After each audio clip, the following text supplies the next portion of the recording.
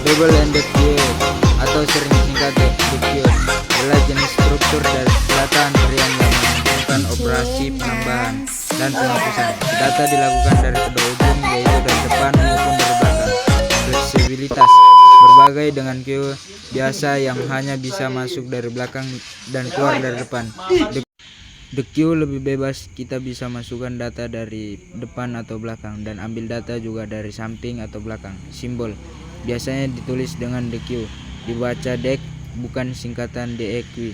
Analog sederhana, bayangkan seperti antrian di lorong sempit yang memiliki dua pintu depan dan pintu belakang.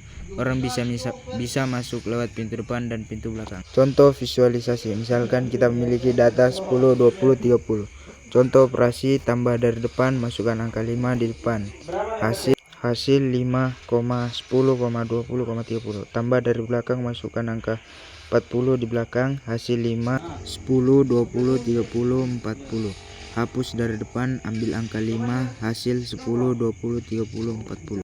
Contoh dalam kehidupan nyata, jalan sempit.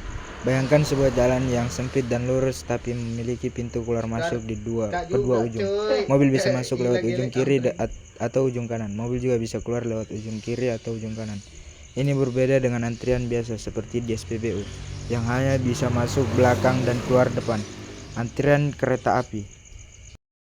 Terkadang orang bisa masuk dari gerbong depan atau gerbong belakang dan bisa turun juga dari kedua sisi tersebut.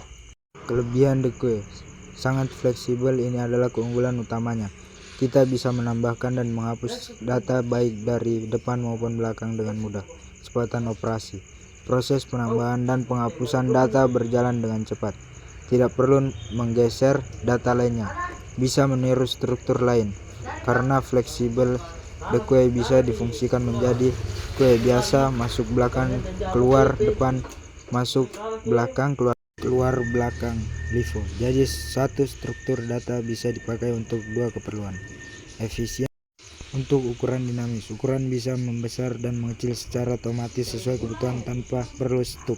Kekurangan The Queue, tidak bisa akses data di tengah langsung, sama seperti queue atau linked list. Jika ingin mencari atau mengubah data yang ada di tengah-tengah, kita harus menghapus data di depannya satu persatu dulu.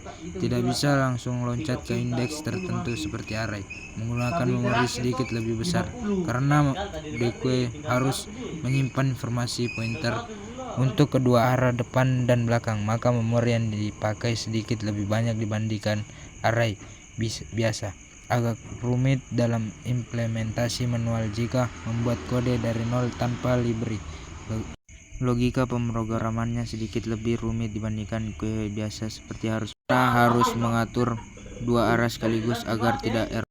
Kesimpulan, double-ended queue adalah struktur data antrian yang lebih fleksibel dibandingkan queue biasa, karena memungkinkan proses penambahan dan penghapusan data dilakukan dari kedua ujung, depan maupun belakang.